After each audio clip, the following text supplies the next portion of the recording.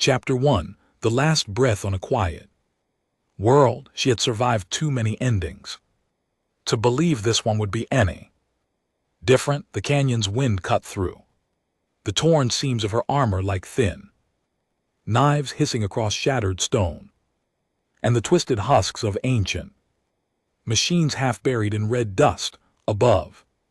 The sky was a bruised violet, too heavy, with stormlight too still to be honest. Everything about this planet felt like an unfinished sentence. The alien warrior lay on her side at the base of a basalt outcrop, one arm pinned beneath her breathing shallow enough that she could taste iron with every inhale. The wound in her abdomen pulsed in slow, nauseating waves. Not a clean puncture. Nothing honorable like the spear duels of her homeland, but a jagged rip from shrapnel thrown by a weapon she'd never even seen, fired by a faction she didn't care to name anymore. She was alone now. Her squad was gone, her banner torn, her comms dead. The war had chewed her down to a single bleeding body on a forgotten rock. She tried to pray the way the elders taught, focus on the memory of home, on the scent of rain over warm stone, on the ceremonial chant that promised a warrior's spirit would be gathered up like ash and poured into the next life. But the planet refused her ceremony. Her blood sank into dust that did not recognize it, her breath fogged against air that did not care.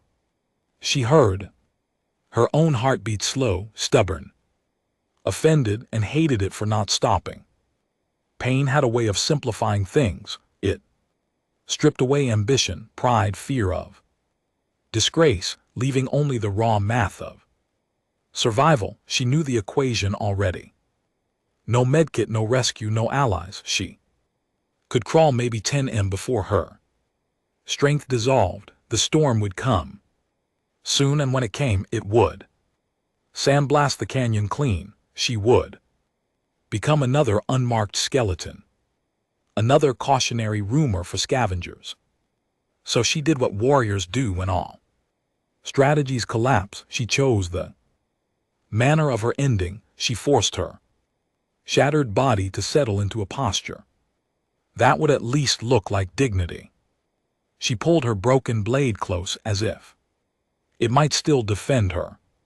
Then she closed her eyes, not in surrender to the enemy. There was no enemy here, only indifferent wilderness, but in a final act of control. In her mind she pictured the Hall of Names, the long chamber carved into crystal cliffs on her home world, where the honored dead were etched into luminous stone. She pictured her name joining them, not as a perfect hero. She had made mistakes too many, and loved too fiercely for a soldier, but as someone who had stood until the last breath. Warmth touched her cheek, not the sun. This was different. This was close, human close, like a palm pressed briefly against skin. Her eyelids fluttered. A voice drifted into her hearing, low and calm, speaking words she could not fully parse.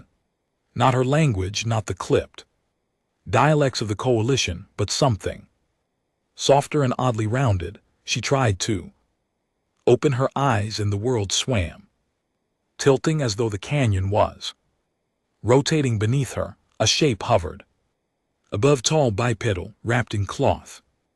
Instead of armor, there was a face with two eyes, expressive and tired, a human. Her instincts flared violently, dragging her toward consciousness like a hook in bone. Humans were myths where she came from, stories told in barracks, half-lies sharpened into fear or admiration depending on who told them. Death worlders, some called them, because their home planet was loud with storms and predators and diseases that would poison softer species. The coalition treated humans like a tool, sometimes an ally, sometimes an inconvenience. sometimes a wildfire that could be pointed at an enemy if one dared. Her own people had little direct contact, but rumor had weight. Humans could be kind, they said. Humans could also be terrifying, they said. The only certainty was that humans were unpredictable. She tried to reach for her blade, but her fingers barely twitched. Her throat rasped. The human leaned closer, not with a weapon raised, not with triumph, but with something that looked almost concerned. He held a small device to her mouth, and cool liquid touched her lips. Water. Real water. She drank greedily, then choked and coughed, pain exploding behind her ribs. Easy, the human said, and somehow, whether through translation, tech, or the strange mercy of the universe, she understood the meaning. Even if the sound was foreign. Easy. You're safe, safe. The word was absurd. Nothing about this war had ever been safe. She tried to snarl, to warn him away, to demand why he wasn't looting her armor or cutting her throat, but the blackness rolled over her again, thick and irresistible, and the last thing she felt was the human's hands lifting her with careful strength, as if she weighed less than his guilt. When she woke again, she was no longer in the canyon. Chapter 2. A shelter that smelled like home. The first sensation was heat, not the scorching cruelty of a battlefield sun, but a steady, enveloping warmth that sank into her muscles and made the pain in her abdomen throb in a different register, still present, but no longer screaming. The second sensation was smell, and it was so unexpected it almost made her cry. Something savory, something oily and rich, spices she couldn't name. The air carried the faint sting of smoke and the comfort of cooked food, that primal signal that someone somewhere had decided life was worth preparing for. She forced her eyes open. The ceiling above her was low and made of metal ribs patched with fabric and sealed with hardened resin, a makeshift shelter, part shipwreckage, part scavenged structure. The light came from a small heater unit and a lantern that flickered gently.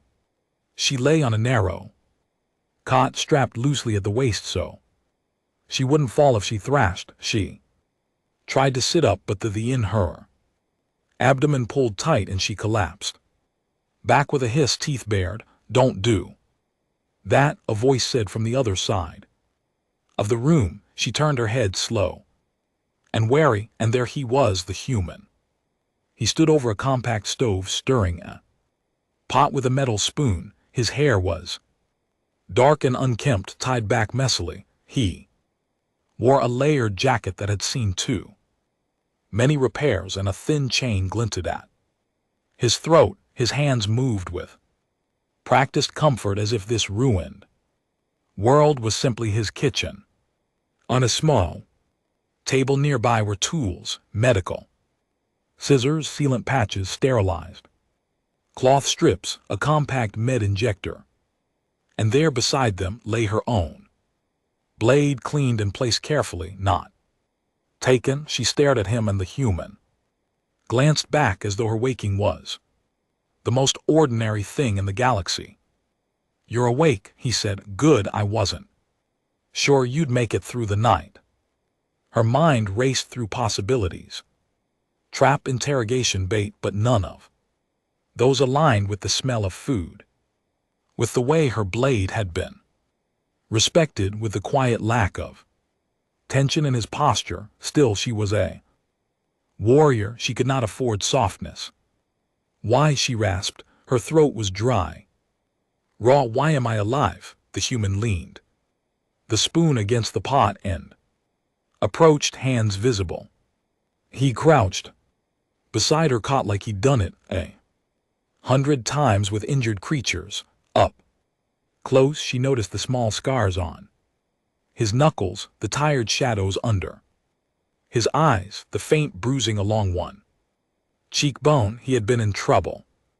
Recently too, because you were dying.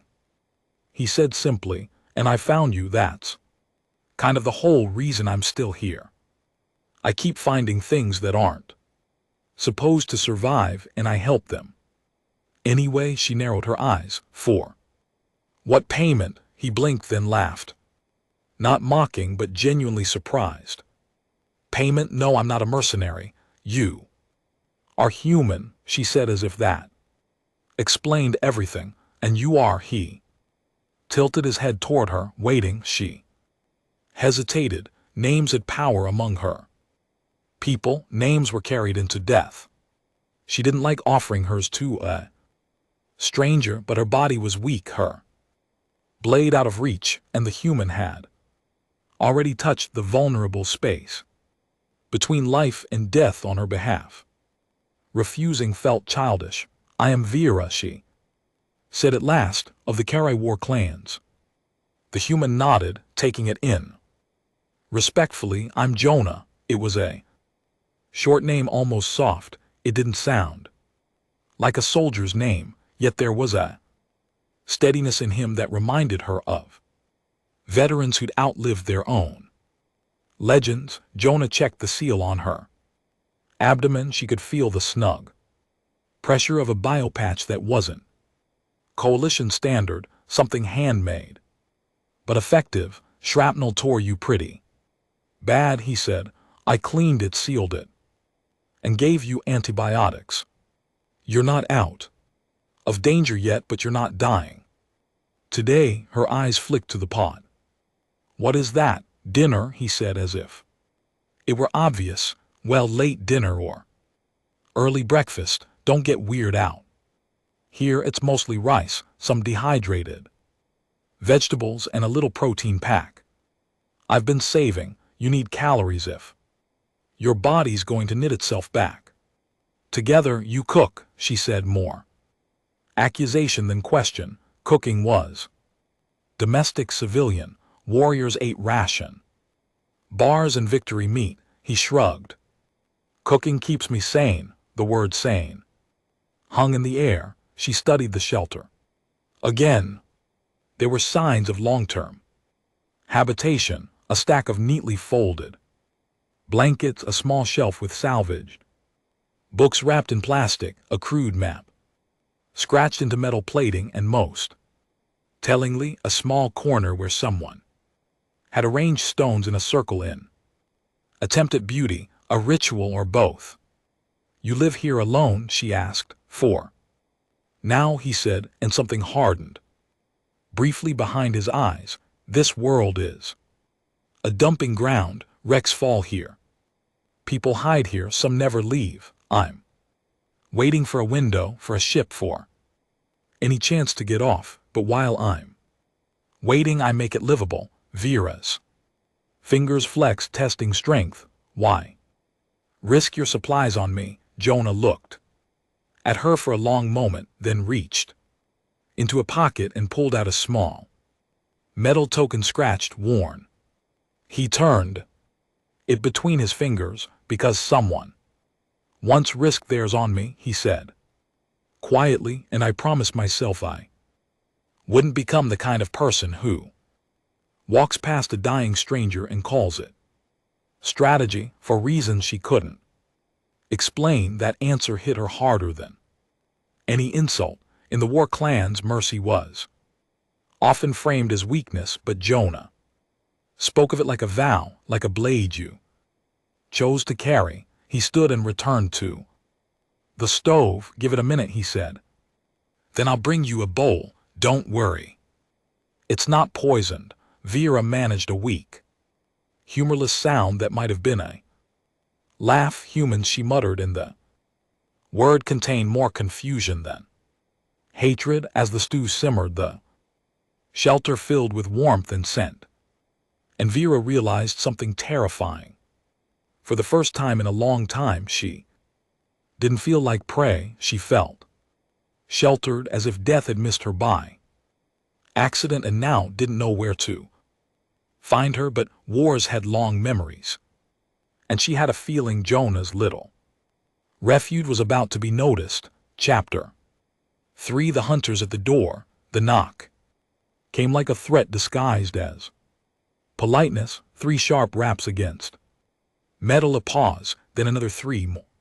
Impatient, the shelter shuddered faintly, as if someone leaned there, weighed against it to test its strength. Jonah froze mid-motion, spoon still in his hand. The air changed instantly. His shoulders tightened, his eyes went hard, and whatever peaceful rhythm he'd built around cooking snapped like a wire. Pulled too far, Vera tried to sit up, but pain slammed her back down. She reached toward her blade with trembling fingers, but the strap across her waist held her. Her breathing quickened. Jonah moved fast. He extinguished the lantern to a dim ember, turned the heater lower, and gestured for silence. Then he crouched beside her and whispered, "Can you stay quiet? I can fight," she whispered back, though her voice betrayed the lie. He shook his head. "Not like this." The knocks came again. Harder, a voice followed, muffled through the metal. "Open up, Jonah. We know you're in there." Vera's eyes widened. They knew his name. Jonah's jaw clenched. He crossed to a hidden panel, slid it open, and withdrew a weapon. Not a sleek military rifle, but a rugged, salvaged shotgun-like device built for close quarters. He checked its chamber with a motion that was automatic, too practiced to be civilian. So Jonah had been something once: soldier, smuggler, survivor, perhaps all of it. "Stay behind me," he mouthed at her, absurd, considering she couldn't even stand. But the intention mattered. He approached the door and spoke through it.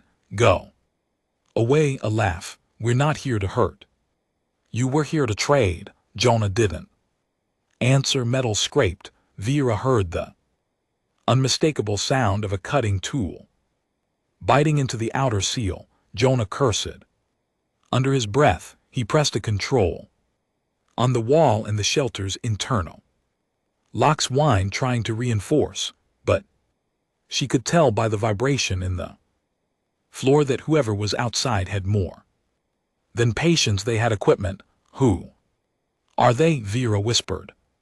Jonah didn't look at her. "Scavengers, pirates, slavers, depends on the day." Slavers. The word made Vera's blood run cold, and not just from fear for herself. On her home world, slavery was an atrocity, punishable by ritual execution. In the wider galaxy, it was a business with contracts and paperwork and quiet corruption. She'd fought against it before. She'd also watched her commanders look away when it was politically convenient. The cutting noise stopped. A heavy thump followed as something struck the door. Once, twice. On the third impact, the seal cracked, and the door buckled inward. Jonah fired once into the air, a warning shot that deafened the shelter and shook dust from the ceiling. The intruders paused, startled. "Last warning," Jonah barked. "Leave," a voice snarled back. "You don't get warnings anymore, human. You're sitting on supplies and you're sitting on profit. Open up or we'll open you." Profit. Vera's mind flashed to herself, an armored warrior of a rare species, a valuable prize. Even wounded, she would fetch a fortune. Jonah glanced back at her, and in that glance she understood. He knew exactly what they wanted, and he had decided without hesitation that he would not hand her over. The door gave way with a shriek. 3 figures pushed into the shelter, armored in mismatched plates, faces hidden behind visors. They carried stun batons and compact rifles. One of them lifted a device that hummed a net launcher. Jonah aimed his gun and fired. This time not a warning. The blast hit the lead intruder square in the chest. plate knocking them back with a howl. The second intruder raised their rifle, and Jonah dove behind a metal support as plasma scorched the wall. The shelter turned into chaos. Smoke, sparks, the sharp metallic smell of overheated seals. Vera's heart hammered. Her warrior instinct screamed at her to rise, to take her blade, to carve space into the world again, but her body betrayed her, locked in pain and weakness. Then she saw Jonah's mistake. He was fighting to protect her, but his attention was split. The third intruder slipped around the side, moving toward Vera's cot with a net launcher aimed at her face. Vera's mind went very still. There are moments in battle when fear vanishes, not because you are brave, but because you have no time to be afraid. She forced her hand under the strap at her waist, ignoring the stab of pain, and found the quick release buckle. Her claws, dull from exhaustion, caught it, and it snapped open. The intruder fired. The net exploded outward, a web of electric filament meant to paralyze. Vera rolled off the cot at the last possible second. The net slammed into the bed, crackling. Useless, she hit the floor hard. Gasping, and pain tried to black out her vision. She bit down on it. Her blade lay on the table. She crawled, fingers scraping metal, and wrapped her hand around the hilt. The familiar weight steadied her like a memory of who she was. She dragged herself upright, using the table edge, then turned as the intruder advanced, baton raised. "You're worth a ship," the intruder said in a guttural trade dialect, and the translation in her ear, perhaps from Jonah's gear, converted it into meaning she hated. "Don't make it hard." Vera smiled, a thin, feral baring of teeth. "I was born for hard." She moved, not fast, not like she used to, but precise. She stepped into the baton swing, let it glance off her forearm guard, and drove her blade into the gap beneath the intruder's ribs. The armor parted with a wet crunch. The intruder froze, shocked. Vera twisted and pulled free, and the body collapsed. Across the room, Jonah looked at her, eyes wide for half a second. Then he grinned like a man who had just been reminded the universe could still surprise him. "Nice timing." He shouted over the noise, "Keep them busy." Vera snapped back, voice raw but alive. Together they turned the shelter into a trap.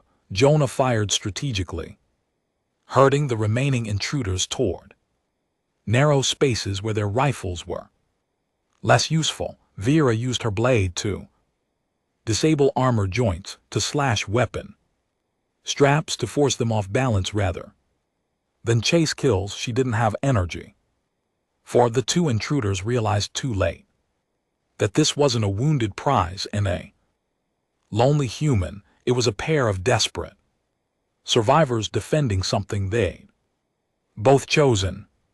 The last intruder fled, stumbling out into the canyon night, cursing and promising to return with more. Silence fell, broken only by the stew pot bubbling gently on the stove. Absurdly unchanged, smoke curled near the ceiling. Jonah lowered his weapon, breathing hard. Vera leaned against the wall, blade dripping, chest heaving. Jonah looked at the pot, then at her, then laughed again, short, disbelieving. "Well," he said, voice shaking with adrenaline, "dinner's still good." Vera stared at him. The war had taught her to expect cruelty, betrayal, opportunism. But Jonah stood there in the aftermath of violence, concerned about dinner, not because he didn't understand danger. He clearly did, but because he insisted on normalcy anyway, like a shield. Her knees buckled. Jonah rushed forward, catching her before she hit the floor. His grip was strong, careful, refusing to let her collapse into the dirt again.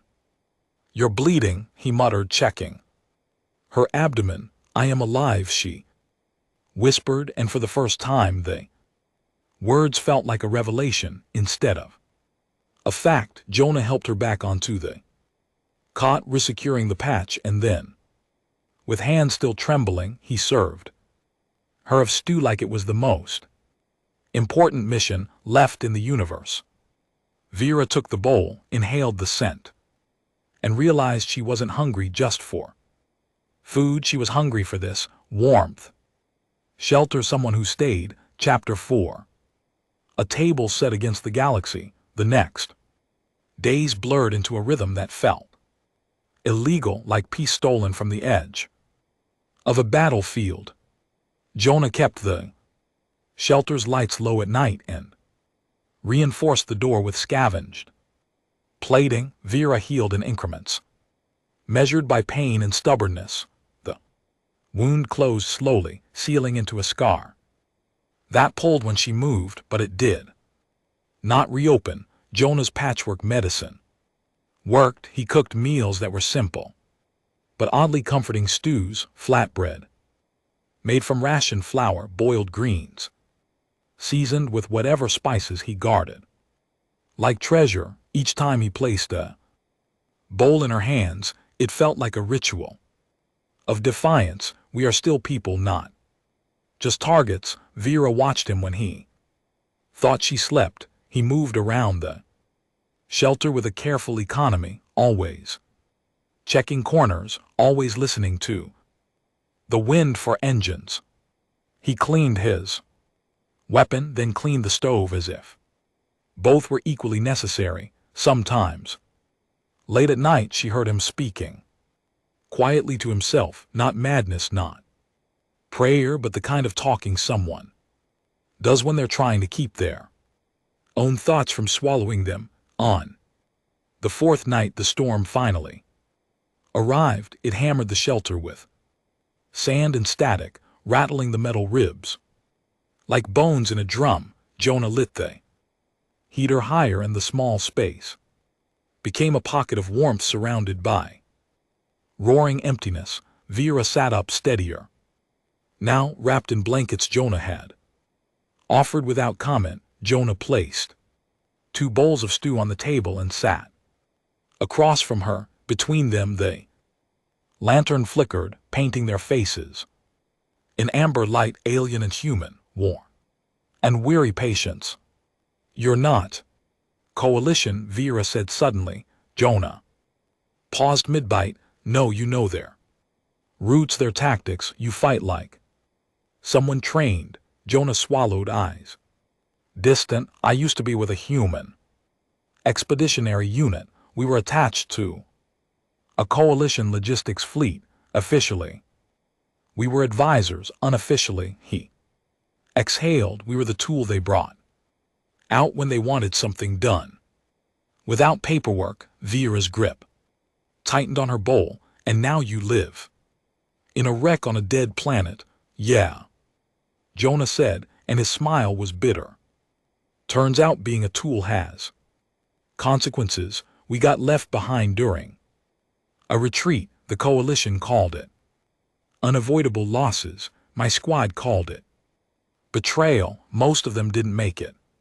I did." He tapped his spoon against the bowl as if trying to knock the past loose. "I've been waiting for a way off-world ever since." Vera studied him. "Why not join the scavengers, become one of them?" Jonah's eyes sharpened. "Because then I'd have to live with myself." The answer was so simple it hurt. She looked down at her hands. Hands that had killed, hands that had followed orders without always questioning. "My war clan taught me that honor is survival," she said slowly. "But I wonder if that was only a way to make us obey." Jonah leaned back, watching her carefully, as if giving her space to speak. "Was another kind of medicine. My squad died because of politics," Vera continued, voice low. "We were sent to hold a line that no longer mattered. We were told reinforcements would come, they didn't. I closed my eyes because I thought the universe had already decided my worth. Jonah didn't interrupt, he just listened, and that to Vera felt more intimate than any battlefield bond. The storm held outside, but inside, something quieter began to form a fragile alliance built not on treaties or commands but on shared exhaustion and stubborn refusal to become monsters.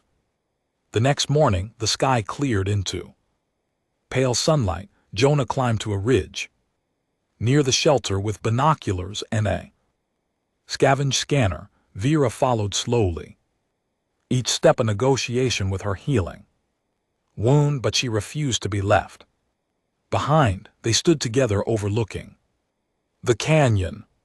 The world looked almost beautiful after the storm cleaned of loose dust, the rocks shining faintly, the air crisp. Jonah's scanner beeped. He stiffened. Ship signal, he said. Low altitude, could be scavengers. Could be coalition, could be Dash.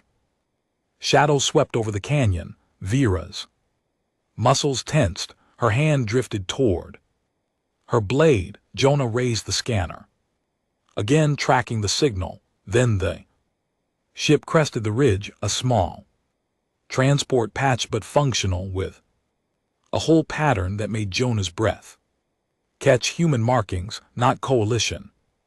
Jonah stared like he didn't trust his own eyes. No way, he whispered. Ship circled once, then angled down, landing in a cloud of dust not far from the shelter. Its ramp lowered. A figure stepped out, waving, human, armored but not hostile. Jonah didn't move for a long second, frozen between hope and fear. Then he exhaled shakily and walked forward, hands raised in cautious greeting. Vera followed, heart pounding, ready for betrayal, but also against all logic, ready for something better. The newcomer approached Jonah, visor lifting, to reveal a woman with sharp eyes and a tired smile. Jonah, raise, she called. Jonah swallowed. That's me. We've been looking, she said. Your distress beacon pinged in the system months ago. It took time to get clearance, but Dash, she glanced at Vera, eyebrows rising slightly. You've been busy. Jonah laughed, a sound half relief and half disbelief. You could say that. The woman extended a hand. Jonah clasped it, and for a moment Vera saw him as something she hadn't imagined. Not just a survivor hiding in wreckage, but someone who had once belonged to something larger, someone who had been missed. The woman's gaze returned to Vera. And you are? Vera lifted her chin. Vera of the Karai War clans. Woman nodded respectfully, then looked between them. You both want off this rock? Jonah glanced at Vera. Question held more weight than it seemed. Leaving meant stepping back into the galaxy that had betrayed them. Leaving meant facing factions, politics, chains disguised as contracts, but staying meant eventually being hunted down by scavengers who now knew their shelter. Vera met Jonah's eyes. In those days of stew and storm and blood, something had shifted. She had woken to a human cooking dinner and discovered that survival didn't have to be lonely. She could choose a different kind of war. We go, she said. Jonah nodded. We go. They packed quickly. Jonah's books, his tools, the little circle of stones. He hesitated, then left it like a promise that the shelter had been real. Vera strapped on her armor, still damaged but wearable, and lifted her blade. Before leaving, she looked back one last time at the metal ribs and patched walls, at the stove that had turned a battlefield refugee into a person again. Jonah noticed her pause. You okay? Vera's voice was quiet. I Closed my eyes to die, she said. When I opened them, you were cooking dinner. That changed the shape of my fate. Jonah looked embarrassed almost. It was just food. No, Vera said firmly. It was proof. They walked up the ramp together. As the ship lifted into the sky, the canyon shrank beneath them, becoming just another scar on a forgotten planet. But Vera's scar ached differently now, not as a reminder of failure but as a mark of survival.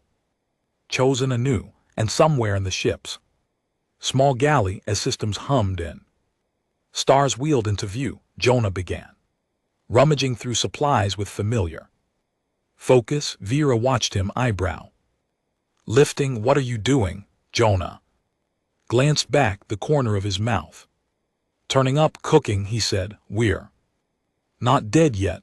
Vera sat back, letting the warmth of the ship and the promise of movement sink into her bones. Outside, the galaxy waited, dangerous, complicated and cruel, but she wasn't closing her eyes anymore, not while there was still dinner to be made.